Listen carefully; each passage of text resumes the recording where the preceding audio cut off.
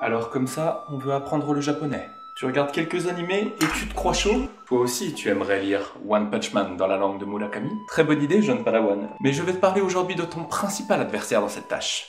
J'ai nommé les katakana. Quand on tombe amoureux du Japon, on essaye assez vite d'apprendre sa langue, mais on déchante aussi assez vite quand on s'aperçoit de la difficulté de la tâche. Car la langue japonaise utilise 3 ensembles de caractères différents. Tout d'abord, des milieux de kanji. D'origine chinoise, chaque caractère représente une idée, un concept, un mot.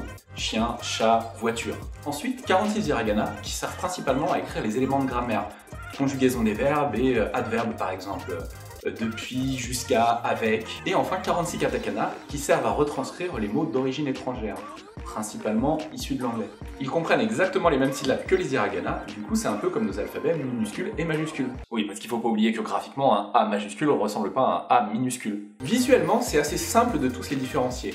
Globalement, les kanji ont le plus de traits, les hiragana ont une forme un peu plus arrondie et ont moins de traits, les katakana quant à eux, ils ont aussi moins de traits, mais ils ont des formes un petit peu plus carrées, un petit peu plus rigides.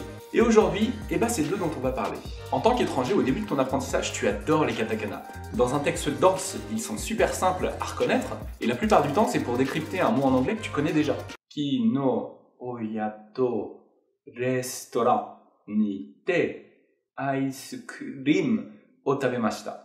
Du coup, tu trouves ça génial et tu te vois déjà en train de maîtriser le japonais juste en utilisant des mots katakana, vu qu'il en existe pour quasiment tous les mots. Grave erreur, mon ami.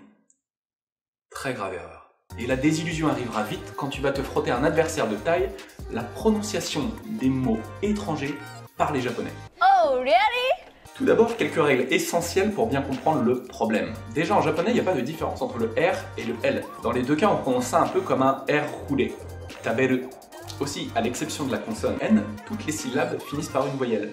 Du coup, en retranscription, quand il y a trop de consonnes, ils rajoutent des voyelles au milieu.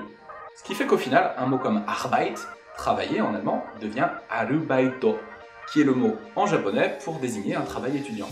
On remarquera aussi l'absence de la syllabe hu, qui est remplacée par fu, ce qui fait que le site de recherche Yahoo est prononcé Yahoo. Le problème, c'est que toutes ces petites différences de prononciation sont présentes dans la majorité des mots. Et comme les japonais parlent très peu ou assez mal anglais, il devient assez vite difficile de se faire comprendre et on se retrouve à écorcher volontairement tous les mots en anglais. Et je vous garantis que quand vous aimez bien l'anglais, ça pique un peu. Happy! Coffee! Orange juice! お前はもう死んでいる。何？ クレームブリュレ! Bon, maintenant que vous avez les bases, on va s'attaquer à quelques situations concrètes et cocasses du quotidien. Pour une raison un petit peu complexe à expliquer, les japonais retranscrivent Europe avec yo, Europa, mais euro avec you, euro. Quant à la Hollande, ils suppriment le H et ça devient Hollanda. Dans un registre un peu différent, on a un magazine de Akihabara, donc Akiba, qui voulait parler de culture. Et donc au final, on a...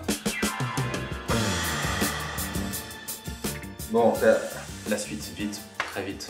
Bon, honnêtement, on pourrait continuer cette liste très longtemps et je pourrais même vous citer quelques exemples qui peuvent causer des malentendus parce qu'ils s'écrivent exactement pareil. Du coup, en katakana, on ne sait jamais s'il parle d'un chevalier noir ou de la nuit noire. Au boulot, ça m'est déjà arrivé de ne pas savoir s'il parlait du chemin utilisateur, user path, ou alors du mot de passe utilisateur, user pass. En faisant mes recherches sur la vidéo aussi, je suis tombé sur cet exemple complètement farfelu d'un briquet où il y avait marqué écrivain, writer, ce qui fait qu'en japonais, c'est un daita. Cependant, les japonais ne sont pas dans leur bulle et ils savent très bien rire d'eux-mêmes et de leurs petits soucis de prononciation. D'ailleurs, je vous conseille activement le sketch de Ken Shimura où il interprète un professeur d'anglais qui apprend la bonne prononciation à des élèves étrangers. This is my father. The father.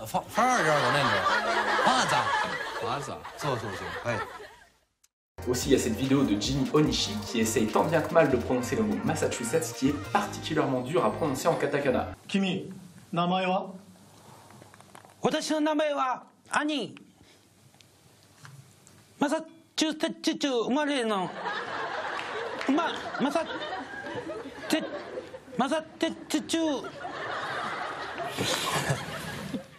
Du coup, jeune padawan, ne te dis pas que les kanji c'est la chose la plus dure de l'apprentissage du japonais et ne sous-estime pas la puissance maléfique des katakana. Voilà, c'est tout pour cette fois-ci. J'espère que ça vous a plu et que vous avez appris des choses. Si c'est le cas, n'hésitez pas à lâcher un petit pouce vers le haut et un petit message dans les commentaires. Et si je vois que ça vous plaît, la prochaine fois, on s'attaquera à un autre adversaire de taille. D'ici là, portez-vous bien. Salut!